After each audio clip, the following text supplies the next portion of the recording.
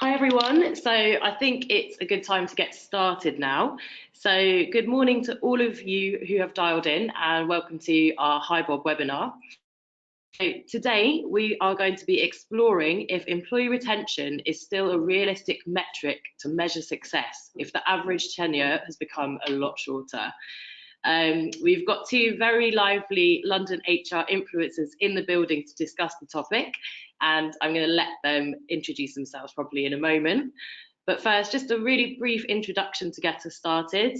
I'm Verity and I work in the marketing team at HiBob. So just in case you're not already familiar with us, we provide a smart HR platform and mobile app, which really focuses on people, culture and user experience, as well as obviously covering the usual elements you would expect from an HRIS. So Bob works really well for fast-growing companies who are innovative and constantly evolving. And although we do provide the HR tech to support that as much as possible, as I'm sure we all know, high-growth companies can't be managed by tech alone. And there is a huge people element involved with it as well.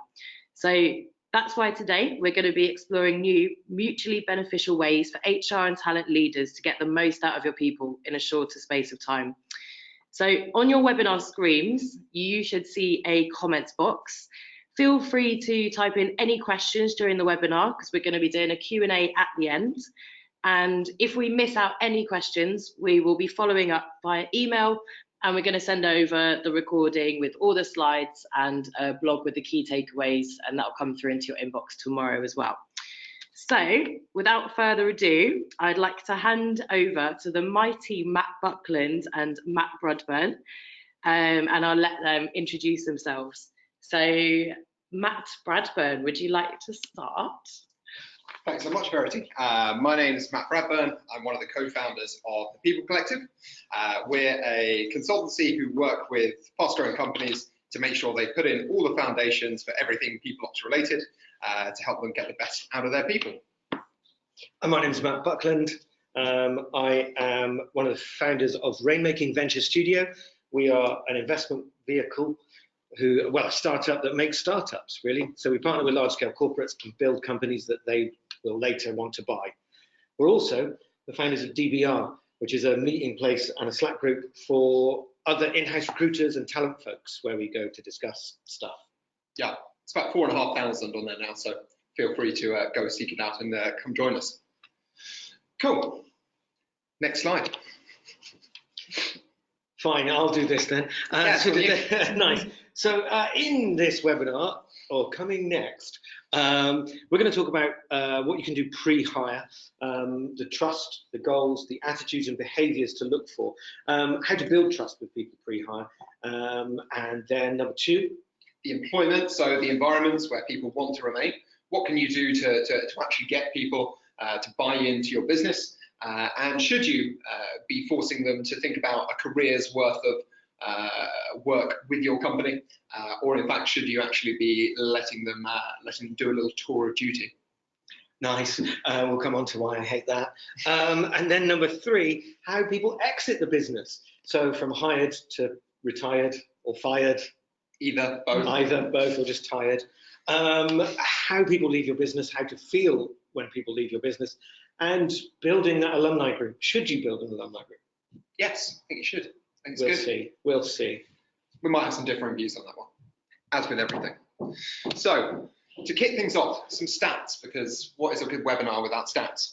According to Monster, the average staff turnover rate in the UK is about 15%.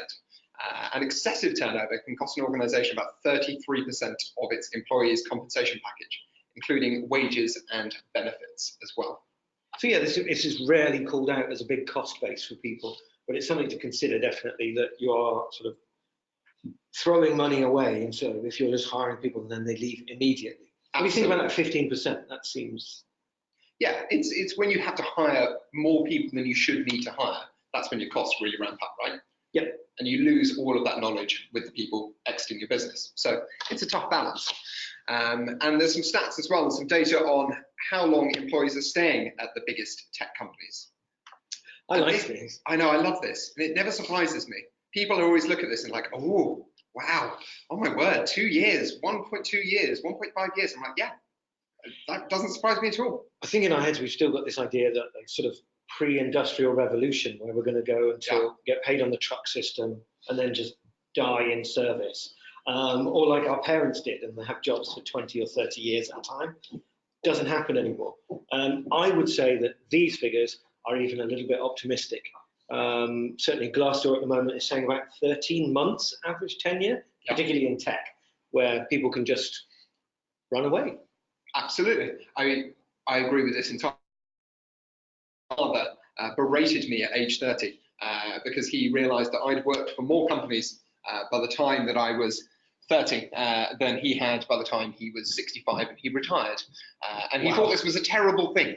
But I disagree with him. I think actually having a range of experience across a different set of companies lets you understand a wider range of situations, right? Cool, yeah. And one of the things we're going to come on to is whether it's a skill set versus that experience builds that skill set. Exactly. And the behaviours, etc., that you need for that as well. Is retention still realistic? No. Thank you for coming to this webinar. Done. What do you mean? do you care to expand on no? It's like I said, I think we still feel like we should be hiring people and they should stay with us. They should be happy for being with us forever. And they should want to remain in service to us. I think we'll come on to one of my real bugbears, which is when people leave. But this idea that when you hire someone, they become yours is odd. I agree, but I think it's a bit more nuanced than that. I think it's not just no. I think people are different, right? You've got different situations suit different people. Some people want to sit, I've seen people sit at a failing startup just like clinging on for dear life, but still absolutely enthralled with the company, even when the company is basically dying. And they will never leave it until the company dies. And they will be holding on to that last plank of wood, like Leo in Titanic. Is that a startup or a cult? You're thinking it's a bit of both, right? Bit of both. But I think building a cult. You do have some of those people who in that kind of cultish mentality will just keep hanging on. So I don't think you can just say that no, it's not realistic. But at the same time, you've got to build for different people. Arguably, I don't want those people hanging on. Anyway, let's carry on. Right, get rid of the cult. So pre-hire, what can we do? I mean, there's a lot of options, right? Yeah. So I think one of the major points, this was I think people expected a bait and switch, like we would be saying, oh, yes, retention is really good and you should expect people to stay with your business and this is how you can make them stay. Well, newsflash, you can't make people stay. No, you can't. Unfortunately, even gluing them to their seats is not allowed anymore. Used to be though. Did it? Probably. I don't know. I think chaining did probably back in Victorian times. Yeah, no one runs a workhouse. There's no startup 2.0 for workhouses. So this kind of the notion that we look for the wrong thing. So this is where we still seem to be set in our ways from a long time ago, sort of industrial revolution. I go back to this, where people are going to stay forever and ever. We look for a guy who's done weaving at another factory, and then we hire him to do weaving at our factory. Industrial revolution, that's stretching that razor thin. But it's true, we look for someone who's done the same job we want somewhere else. And is that what we really need? Absolutely. I think there is too much focus on just the bare basics of skills. And not even kind of getting to a depth or level of knowledge, right? Must have, how many job descriptions out there have the phrase, must have 5 years experience of Java programming or whatever on earth it's going to be, or JavaScript or Python or any of these things, right? It's just pure skill-based, based on tenure, i.e. there's an expectation that within 5 years, this person will have developed enough experience to come and work at our company and add something to it. But that's it. It doesn't dig beneath the surface. It doesn't actually make a point around the knowledge or, most importantly, the attitudes and the behaviours. Yeah, I think if you've got drawing the Venn diagram of the person you want and the person you find to do that job, and it's just a circle, you're probably not allowing the person any room for personal growth. Absolutely. And you're also saying that this job is going to stay the same. Yeah, so 100%. That was true of Bob doing his weaving in the factories, but now, not Bob, we're at Bob, I have to use a different name. Billy. Jeff. Jeffy. Yeah, Billy, Jeff. And it was true then, where the job just would be the same. You could do that till you died. which was probably of an industrial accident. But now the job might change from day to day. There's a new technology, there's a new direction. If we look at these smaller scale startups now, they might pivot completely. Absolutely. And then you are just the wrong skill set overnight.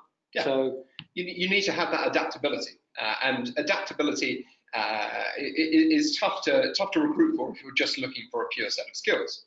But actually, if you think about attitudes and behaviours, people who are particularly driven or show consistent curiosity or always, do work to an exceptionally high standard, that those kind of aptitudes are far more useful because they can be applied across different areas. Someone who shows that natural curiosity can find a kind of tangential area of work that can improve them. For example, like when I joined for the webinar, Matt and I used to work together.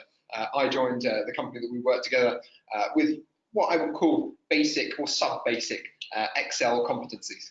And I left with, I don't know what would you describe it, medium level.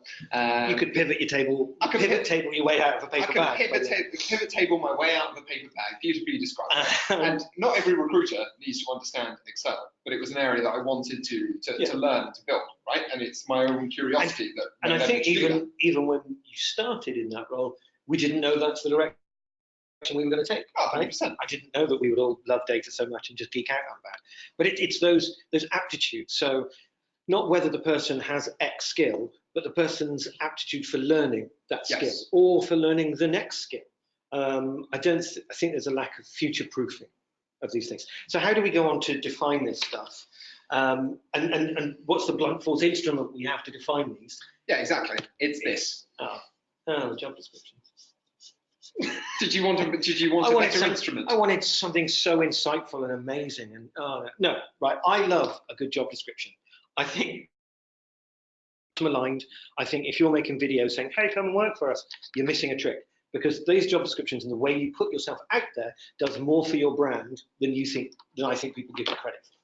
So, in your job descriptions, what are we writing? If we're not writing 5 years of Excel or 10 years of a programming language which has only existed for 4, what are we writing? Or like must have excellent written and communication skills, or we only hire A players. Let's not even get onto the A player one. It's about coffee. If you've written either of those things about communication skills or must hire an A player or a rock star or a ninja or any of this stuff. Point 3 about honesty and authenticity. Ninjas are 16th century assassins. No one's hiring them. And a rock star would be in a rock band. You're not a band. Grow up. Sorry, this is becoming a rant. But meaningful outcomes are not vague skills. So what I mean by that is that I think in a job description, we have to get down to what's the thing you want the person to do. Yes, there is the day-to-day job, but then what do you want that person to be can be something different. Absolutely, right? Like what we want someone to do, instead of just saying 5 years of Python skills, why don't you write to build a data pipeline? We need this data pipeline to do X, Y, Z. Has anyone had experience building this in the past who can come and help us build this, right? And it might well be that actually all you need is for that person to come and build the data pipeline. You don't need them to be in your company for 25 years. You need them to come in, build the data pipeline, help you with that, hand it over, and then bugger off to the next thing. But that's the kind of level that we want to be seeing. Oh, you and your tours of duty. Fine, we're going to come on to that. Yeah.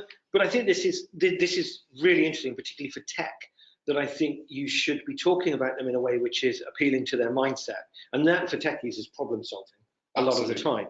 So you want to talk to them in a way which is much more about, this is the problem we're having. Does that excite you? Is that something? And you talk to juniors, seniors in exactly the same way, because you're still talking about a problem set.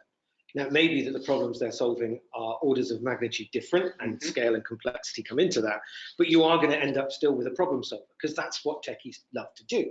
They're the kids who took apart, the TV and couldn't put it back together, that kind of stuff.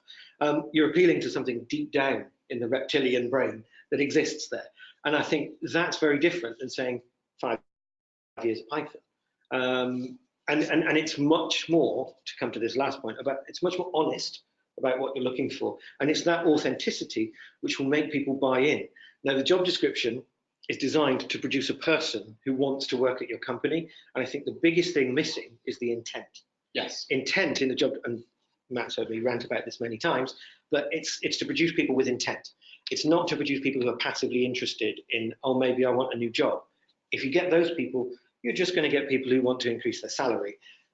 Making people want to be at your company in the first place and then want to stay at your company is about being honest and authentic with them at all times through the process. And some companies have problems with that. 100%. And you need to be able to write a job description that appeals to people's intrinsic motivations.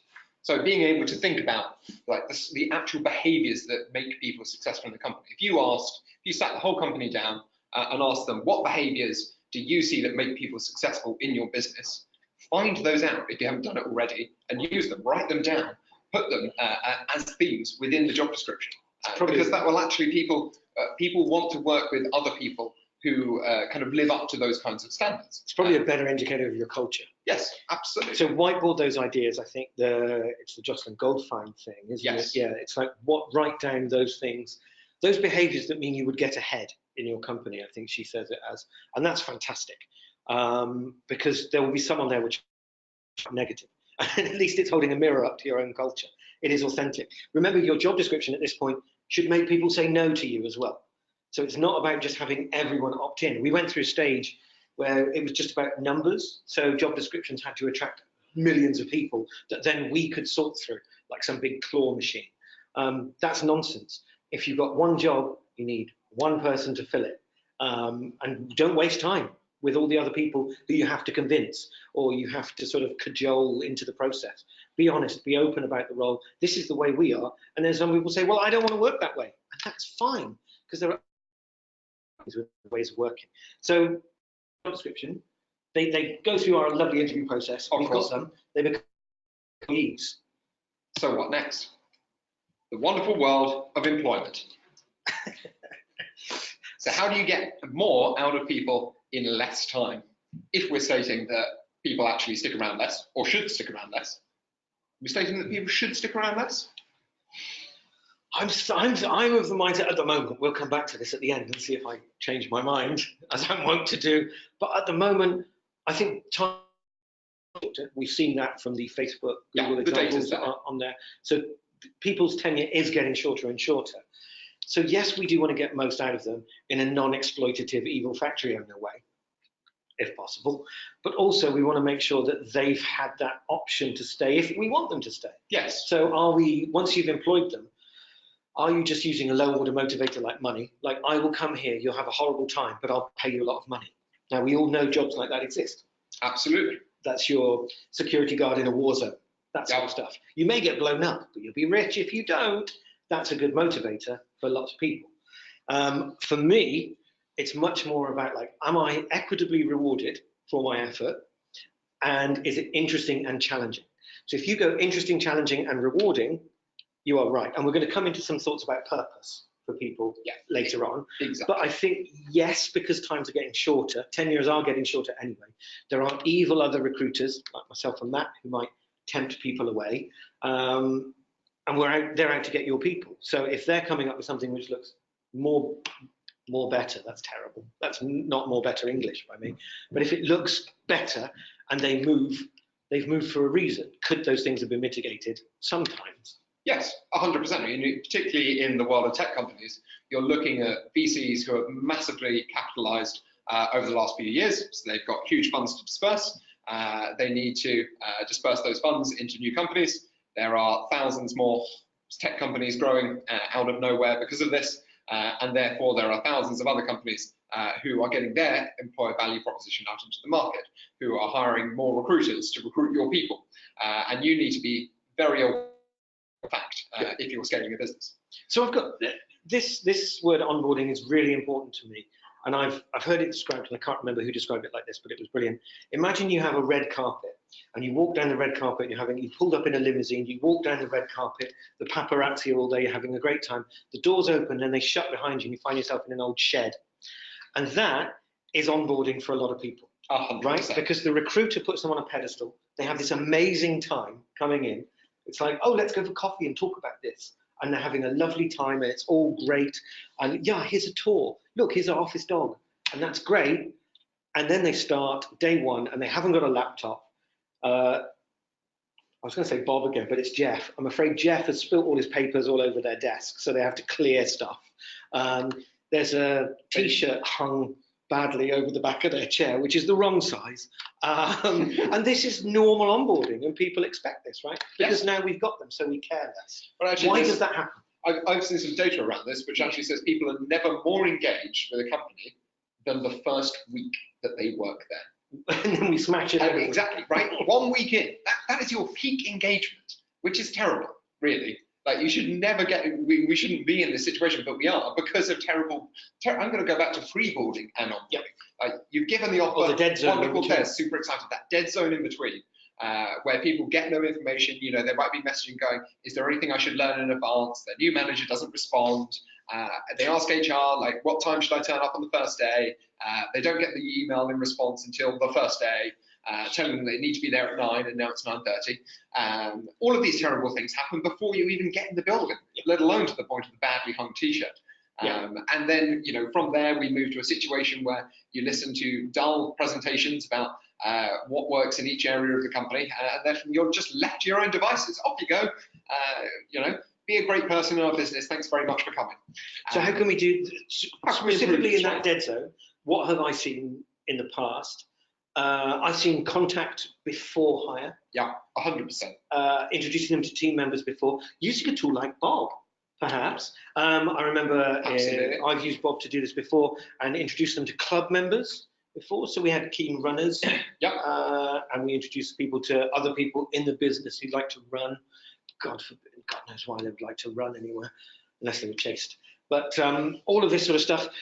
So they actually feel like, it's like, imagine yourself, it's first day of school, right? I think one of the biggest things we do is we remove all empathy from this. It's like, well, I've hired a bag of meat. Now I'm just going to throw them in the door. That's it. Next. And we forget that there is a new person, and they're scared, and they don't know where the toilets are.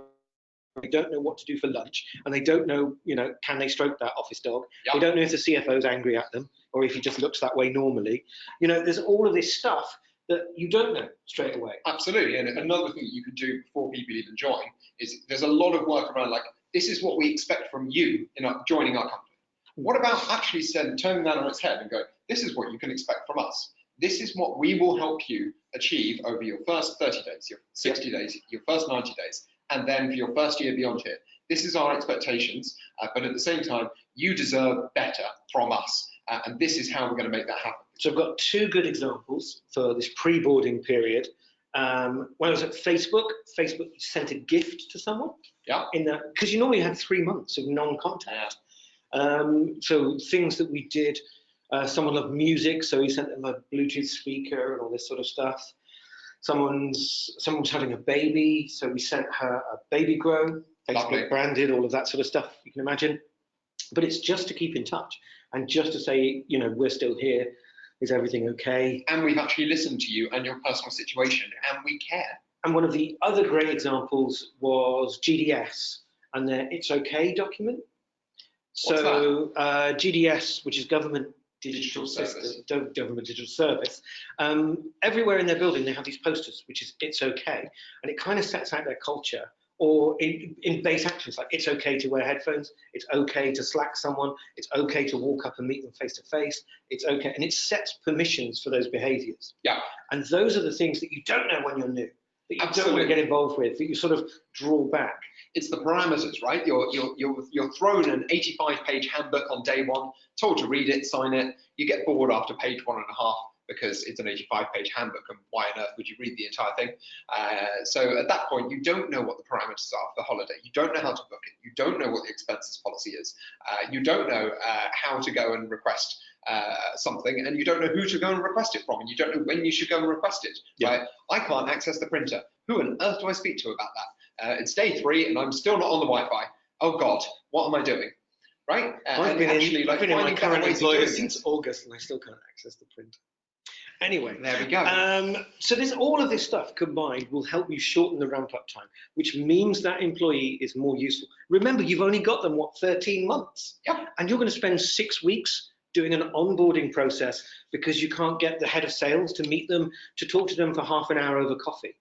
Forget that. Don't do that then. You've only got 13 months. It's important that they come in and know the behaviours. They don't have to sort of go through this laborious process of, I mean, they do need to know where the fire exits are. I was going to use a bad example, but maybe they don't need to go through like some standardized thing that everyone goes through. Maybe they go through something which is empathetic with their concerns. You know, they're meeting the right people, not just older people. And then maybe they meet a mentor. So this idea of a buddy system. Absolutely. I've seen it work well. Yeah, I think the mentoring programs can be a really good way of getting people brought into the business. But it takes time, and it takes people who actually want to be mentors. Don't force people to be mentors, because then you're just getting people who are doing mentoring or doing it badly. And there's nothing worse than giving people the expectation that they're going to get a mentor and then having it done really terribly. Yeah, just telling their mentee what a terrible time they're having. Yeah, exactly. Just an opportunity to vent. Yeah, you know, great. Like, avoid him. He's awful. Don't speak to him. Not a good look. And we've seen those. So find those people that like positively espouse the kinds of behaviours and things that you value in your company, and get them to be mentors, and ask them if they for their help, and then define what outcome should be in terms of the mentoring. Like, give them the set of parameters. Yeah, as well. I'd also define exit criteria for that as well. Like, how do we know when this is done? So one of the things I've seen badly when people join is if titles are really sticky. So if someone joins as a junior something, 3 years later they're still a junior something, or oh, he's a junior, and it's like, that's not true anymore. So there's almost needs to be a graduation process for this mentor, this buddy system, and technology can support that stuff as well. Although I'm a fan of not over-teching this stuff. Yes, 100%. I think there's some things that you can use really well. Tools like HiBob are great, but obviously there's something that we use a lot with companies is Notion. So it's a very useful kind of combination of like Trello, Google Docs, and everything. And actually, we like to build a handbook on there because it's a lovely front end. And what we say to companies is, I'm not going to write your entire holiday policy up on here. I'm just going to tell people how many days holiday they get, how to book it, who to go and speak to, and that's it. That's all they want to know. Yeah. All anyone cares about is actually how it impacts them. Yes, the entire holiday policy is hidden in the back end, but you should make a way and find a way of bringing all of this information that people have to know to be successful in the business to the fore, and make it really easy to access as well. Yeah, and if you're not going to give it to them immediately, at least give them the route to find that information. And I think we can all agree that search in Confluence is broken. Yeah, absolutely. The number of times I've had to find stuff in that. What was your analogy for Confluence? No idea. The one you compared it to a stone, I believe. Someone writing things on a stone on a mountain. Oh yeah, it's a bit, a bit like carving the Ten Commandments. Well, it's as hard to find as those stones. Yes, and as hard to use. Cool. So how do you create environments people actually want to stay in? You read Daniel Pink. Drive. It's a good book. So these autonomy, mastery, purpose are taken from a book called Drive by a guy called Daniel Pink. You should read that book. It is very, very good. Also, Daniel Epstein's Range as well, which will inform on why you should focus on behaviours and less on skills. Back to this. Fine. Thanks. Do you get an affiliate link for that one? I hope so. Daniel, if you're listening. So autonomy, mastery, and purpose. This is Dan Pink. These are the things that give people drive to Dan Pink. So let's go through them one at a time. If you have all these things in your role, you're going to work in an environment that you want to stay in, that you want to sort of be a part of for a long time. So let's go through them. Autonomy. It's easier to see things sometimes in the negative. So if you're not autonomous, you are micromanaged. Yep. People are sat on your shoulder telling you what to do. Would you want to stay in an environment like that? Absolutely not. However, I do see a lot of managers using autonomy as an excuse, right? Oh, I give them a lot of autonomy. What you mean is that you ignore them and you don't set any clear goals or support them or recognise them for any of their work. But, you know, lots of freedom. Yeah, we have a very autonomous environment. Who works here? I don't know their names. I never speak to them. Yeah. Employee number one. So avoid that. Be careful of that, please. Yeah. But the autonomy is also giving people permission to fail. Yes. It's giving people permission to grow on their own terms as well. So when you are defining a project, define the project and then let go a little bit. I think it's there is a tendency for a new employee to be mother ducked. Yes. Ask them, how would you solve this problem? right? Simple question, and reframing it, saying, instead of saying, this is what I want you to do and this is how you should do it, ask them, this is what I want you to do, but how would you approach it? And mastery. So mastery, if you define it in the negative again, mastery, this is, imagine stagnation. Imagine that you're not learning, not growing in a role, you're not actually improving. That would be the inverse. So mastery for me is about, can you become better at the thing you've chosen to do as a career through this role? If you are, I don't know, just as a technical example again, if you're just writing the same sign-in screen dozens and dozens of times, you're the SSO guy, that's really dull, really boring. So how does that person become better? And those things, I mean, there should be constant improvement in anyone's role. I think you should expose them to new things.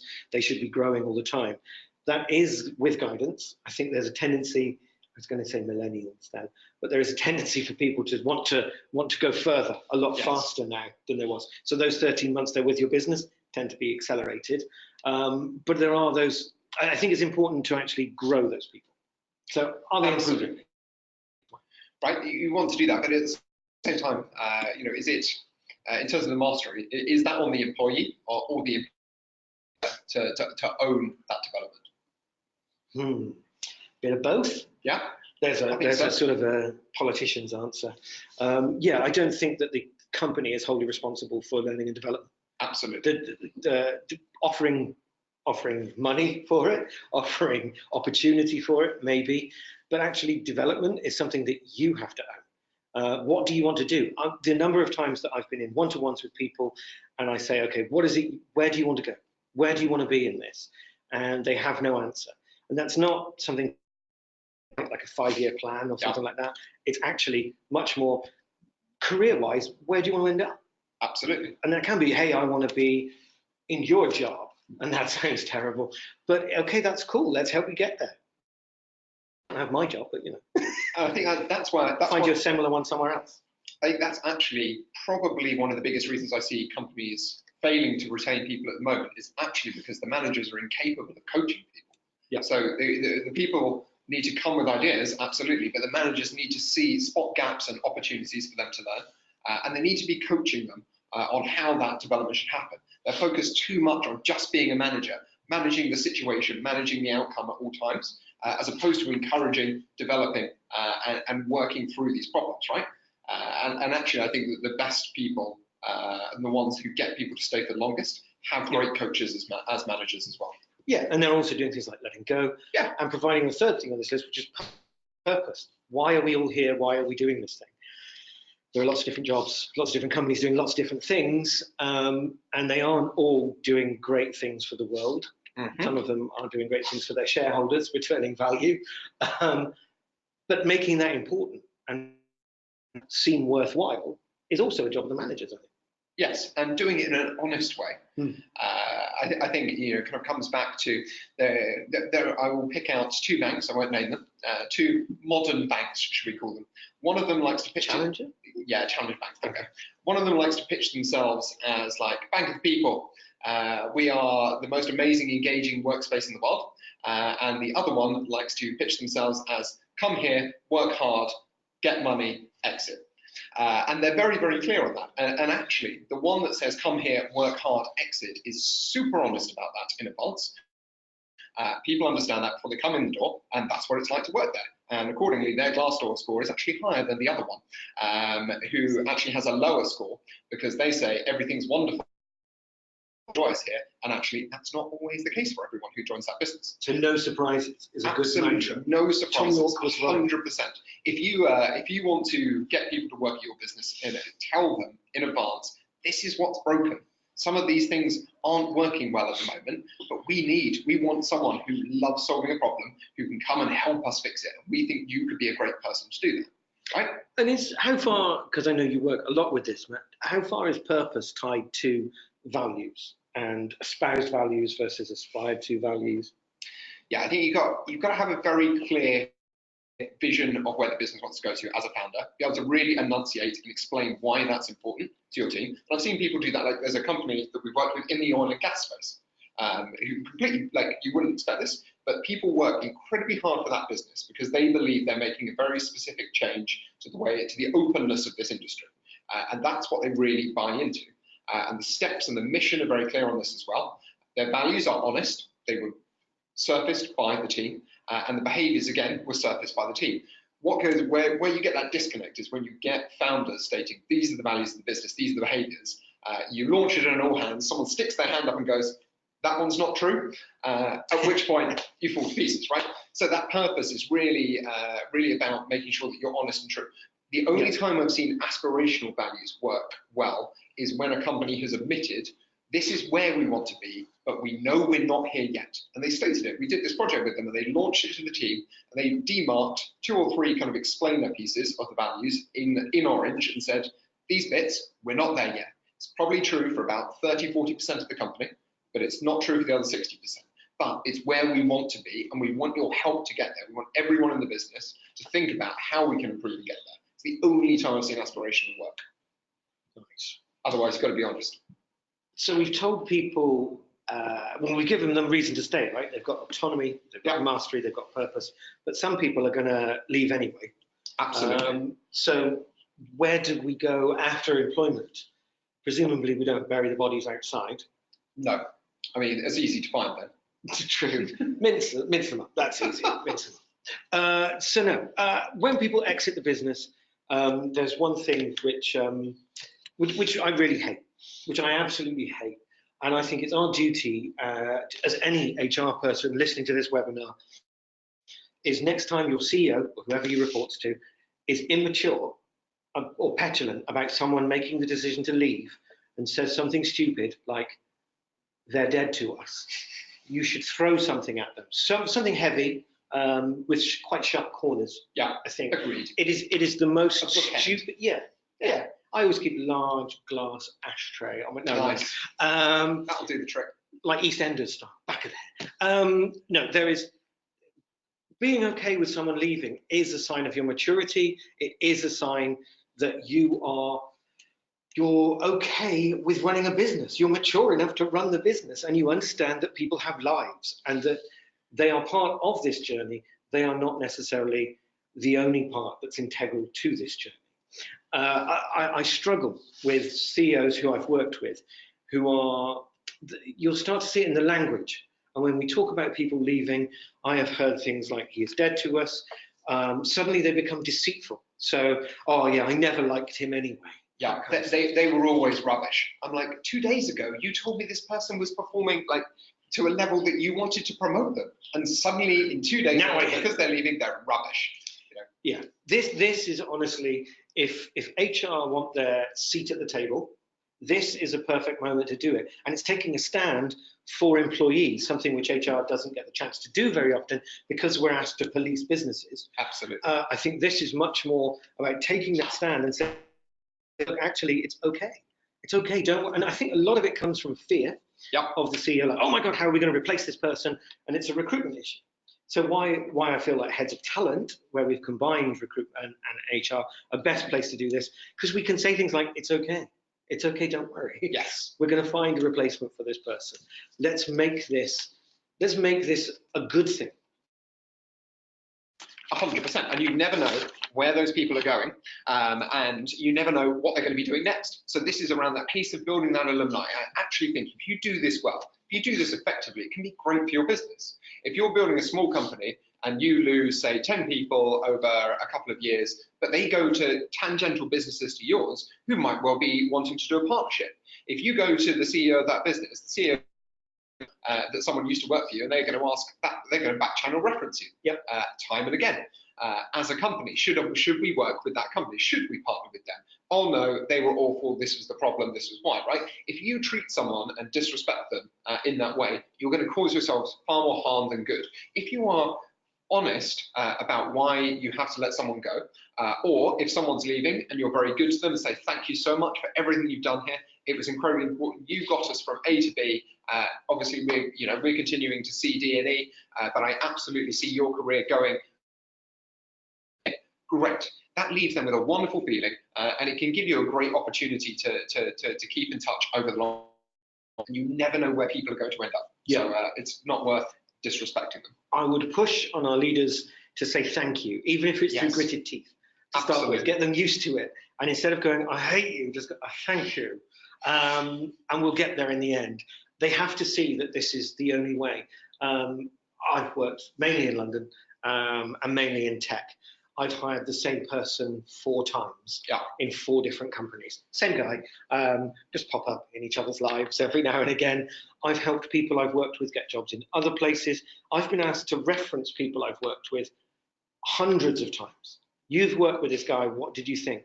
Now, imagine that I was that kind of person who held a grudge. Oh, he's terrible. He left a company. Well, it's so stupid because we can't have this mindset. And then in the other half of our brain, say it's really hard to find people. Yeah, absolutely. How weird is that? We still hold both of these stories to be true. He's left us, he's evil, people are really hard to find. The 2 things can't add up together. So I'd say to you, that's one of the biggest things you say with someone leaving. Yes, it's hard. It's like a breakup. Go for the big tub of ice cream and crying, and get a new haircut. That's what we do. But don't, whatever you do, voice it to them and say you're evil for leaving this business. Say thank you. You got us to this point. And remember, sometimes when you actually break it down and look at the role, you will find that the person you need to replace that person who's left is a different role. And this is more interesting, I think, and more important, that the role has probably changed in that time. It's particularly if we look at startups and we're talking sort of, now you've gone Series C, Series D, you've gone, when that person joined, they might have only been 8 people, and now you're 300. So, I mean, just the burden of management on that person is a magnitude of difference. And those things are going to be more important to you. So start to think about like the future, what you do need, let go of the past a little bit. One point on alumni networks, they help you find that replacement. Yes, 100%. And if it's someone really senior in tech, get them involved in finding their own replacement. Yes, absolutely. Backfill themselves, 100%. There you go. You can leave as long as you replace yourself. Otherwise, it's glued to the chair again. Yeah, and they will. If you treat them with respect, they'll want to replace themselves. Exactly, and they'll be a great advocate for your business when they go and work somewhere else as well. Cool. Question time. Cool. Verity, have you got questions for us? I do. Thank you so much, guys. That was really insightful, and I loved the analogies in there as well. It was a really visual webinar, so that kept us all on our toes. So thank you very much for that. So my first question is here from one of our listeners. And she says, if people stick around less, what are your thoughts on 3-month plus probation periods? I don't think you should have that length of time as a probation period. A lot of the time, there's 2 reasons why. One is obviously that it seems a bit unfair. So I'd say have faith in your recruitment process, first and foremost. I mean, you've got recruitment, you've got referencing. Exactly. This is why people use a probation period, right? Because they have a poor hiring process. It's the insurance process for failure of recruitment. Yep. If you have faith in your recruitment process, you don't need a 3-month probation. And the other thing, and if you keep getting rid of people during probation, you need to look at your recruitment process. Oh yeah, that's a big sign. The other thing I'd say then is that it's unfair to do it because a lot of employee benefits don't start until you've passed probation.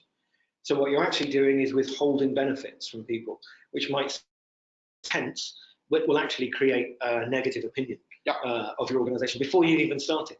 Remember that first week, they come in full of joy. You give them a handbook full of the benefits and then tell them that they can't get those benefits for another 2 months. It's silly. I'd start to look at shortening that probation period. Yeah, or giving you benefits from day one. Yeah. Interesting.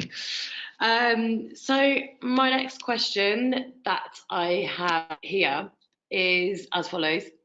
So if we have these stats that people are staying in jobs for shorter periods of time, as talent acquisition, should we be asking why they're looking for a new job?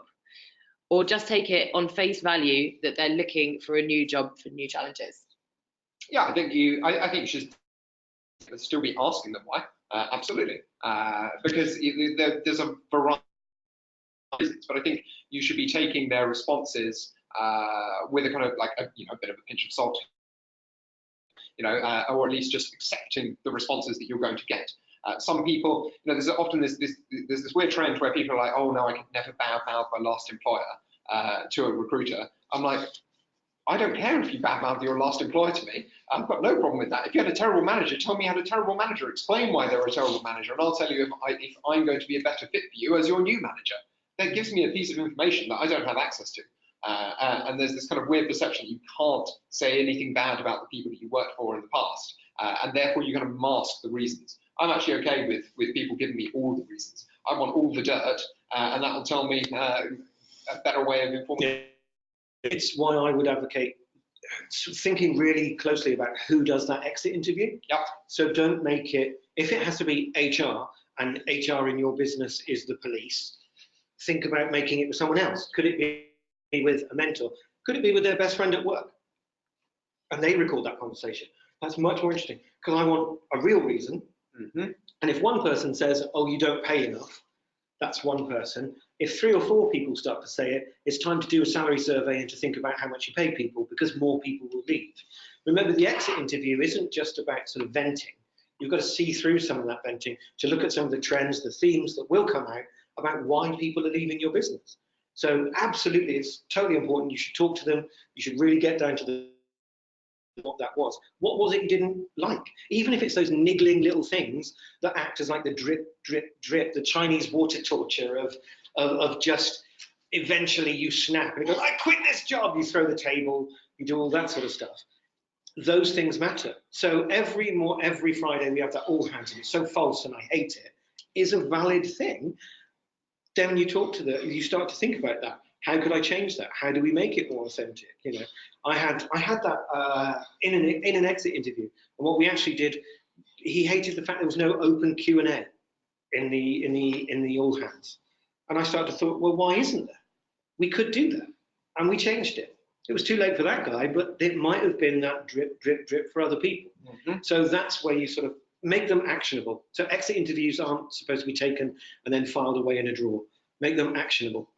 Yeah, I agree, and it sounds like a key message there is that the honesty and authenticity has to go both ways, and creating a culture where you can give very brutally honest feedback is going to be the more valuable. If it has to be, we're all grown-ups. Yeah. Okay, so you've got some more questions coming in. So how come we keep seeing the same style in job descriptions over and over? Where can we find good examples of great and up-to-date job descriptions, apart from in this webinar? I know the answer. I know the answer to this one. Go on. People are really lazy. That is the answer. Everyone else's job descriptions every time. So it's Hung Lee who says that somewhere etched in stone, there's like the original job description that everyone copied, and it's like about the company, responsibilities, nice to haves. Yeah, apply here, and that's the canonical job description. That's like where everyone gets it from. Just be inventive. Yeah. You want to find interesting examples. Look at other examples of marketing and advertising that aren't job descriptions. Yeah. Your job advert is an advert. I want to get away and separate job descriptions. What needs to be done can also be split from a job advert. Find an interesting and engaging way for your brand to get out there that doesn't necessarily fit to the same old tripe of just about, must do, must have, right? Well, job description used to be statement of work, right? For a contractor, it'd be like, I contract to do these things for you. It's the technical manual. It's the Haynes manual of your job, right? I'm going to do these things. Now think about if they advertise cars using only the Haynes manual. How boring would that be? They don't. They show them on, in a burning field and a car driving and doing skids and stuff. That's your job ad. More skids, more fire. Explosions. Google did the billboard advert. That was 15 years ago. More. Yeah, 15, 16 years ago. They just put a coding problem up on a massive billboard somewhere in Palo Alto and said, if you can solve this, send us the answer. Right? GCHQ have done this. You've got a government organization that literally does a more interesting way of doing job descriptions than 99% of forward thinking, in air quotes, tech companies out there. Because they get people to solve problems, and once they solve the problem, they come back, right? And those things, start simple. Much more fascinating. Start simple and do a day in the life. Yeah. Is a nice, easy 100%. Format to do it. This is the problems you'll solve. This is what you'll do. that kind of stuff. And if you need permission to do that in your organization, suggest an A/B test of job titles, job descriptions, and then post everything. There are places to post ads for absolutely free. See which perform better, and then come back with that data and say, look, if we advertise this in a more honest way or in a more interesting way, we get more response. And then suddenly people realize, oh, actually, that's why we're doing this in the first place. So it's finding the balance between not just saying meaningless, oh, we need interpersonal skills, but you also don't want to say, oh, we need a ninja.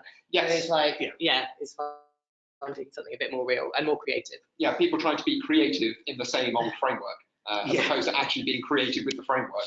Yeah.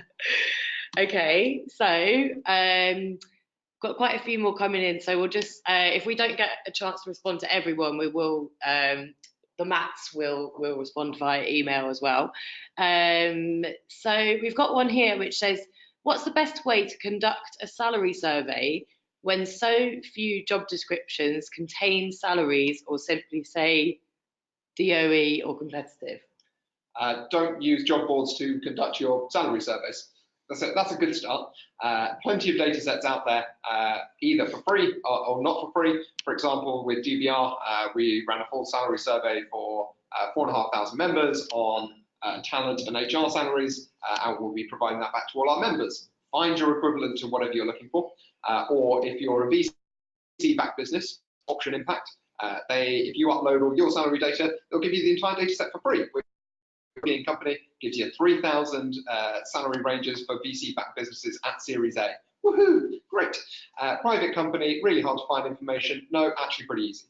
So use things that aren't job descriptions. Yeah, there's things like IT Jobs Watch as well, which gives you an aggregate salary. Absolutely. So I would never go by the explicit salary statement. Instead, I go for things like an aggregate salary or an average salary from a number of different places. So if you want to collect all those salary surveys and find an average, you're probably nearer the truth. But ask if you don't have a network of other people in HR or other people in talent in other businesses, build that network or find that network. Yeah, is my answer. The other way, interviewing everyone for your business, ask them what they're looking for in terms of salary and write it down, and then aggregate all of those salaries. Simples. Makes sense. So I've got one come in here which says, but I work for a really corporate COO who freaks out when I change things. How do I win that person round? I've tried explaining it's an advert and screening people in and out already, but they're just not interested. It's hard to do a day in the life because it's a new role. Thoughts? Have you asked them what's the worst that could happen? Because realistically, is anyone going to die if you change that job advert? No, no one's going to die. So it's worth actually just framing it in that sense and asking for one advert, one test. See if you can go from there. Yeah, I'd say give them some security around it to get them to sign off on the job ad that they want to place, and then say, hey, how about we A/B test this? Even the most corporate people will have in the back of their mind, I am in a startup now, oh, I'm funky. And then once you start to talk about A/B testing and put what you want to do in their language, they will probably be more amenable to it. So if we're A/B testing something, it sounds better than, why don't I try this? If we're worried about sort of legal finagling about something you say in a job ad, well, it's not a contract by any means. As long as you're not saying, things which are going to break the Equalities Act 2010, something like that. God forbid, why would you? But you're going to say things. If it's a day in the life of something which doesn't exist, what do you imagine the day in the life to be? Even better, say we think this is the way. What do you think would be different? Get that to be one of the interview questions. This is how we imagine this role would spend its time. Question one in the interview, was that right? Is that what you currently do? Because I guess you're hiring people who have that experience in a growing startup. So use what you don't know as a benefit, not a disadvantage. Yeah. Nice. I think that's a good mental attitude to have in life in general. So, okay, we're going to end with one final question. And like I said, we'll follow up with the rest via email. Going to end with a big one. How important are benefits for retaining staff? I mean, there's a lot of data out there that says not particularly important. They rank pretty lowly, but it really depends on the individual, right? I'll give you a prime example. My wife stayed at her company because they offered a great maternity leave package for 2 years longer than she wanted to stay with her company because they offered a maternity leave package. But that is a pretty rare example. Has anyone ever stayed at a company that they hated just because they got 27 days of holiday instead of 25? No. I think that would be very unlikely. And outside of that, benefits are pretty limited. I rarely see anyone ever mention that in an exit interview. I don't think I've ever heard anyone in a recruitment conversation say, I'm joining your company for the benefits. So I would say low level indicator. Would you agree, Matt? Yeah, remember on the maternity question, that's a benefit. That means you don't actually have to be there. So that's like, yep. That will make you stay, but you won't be there. I think, yeah, there's no one who stayed at a company to be abused by a bad manager just for the desk beers on a Friday. I think the majority of benefits are low order motivators.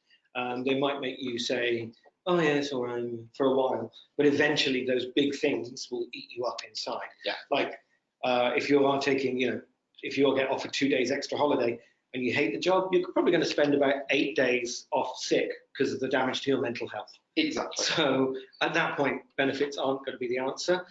Just throwing cash at the problem won't be the answer. There are probably some bigger, darker questions to answer, hiding under rocks that you need to just kick out the way. Yeah. Thank you, guys. So in the 1 minute we have left, can you summarise everything in 3 takeaways? In 3 bullet points. In 3 bullet points? Yeah, hit me. Right, great job. Write interesting, engaging job descriptions, which are useful. Actually tell people what it's like to work at your business. Talk about the challenges in it, and engage them on their behaviours. Yep. Don't. Most importantly, when you've done that and they say yes, love them. Love them. Don't let them disappear into a black hole of post-hire nothingness. So actually start the onboarding before they get 1 foot in the door. Bring them on board in a way where they already know people in the room and they already know what to expect on that first 30 days. Would be great. And then finally, if you want to retain that employee for any longer than the prescribed 13 to 18 months, then you really need to be thinking about autonomy, mastery, and purpose. How can you bake that into the way that your company operates on a day-to-day basis? Boom. Done. Done. Thank you so much for listening, everyone. You will receive the recording and takeaways and any unanswered questions in your inbox. And in the meantime, thank you, Matt. Thank you. And I hope everyone has a productive day. Thank you.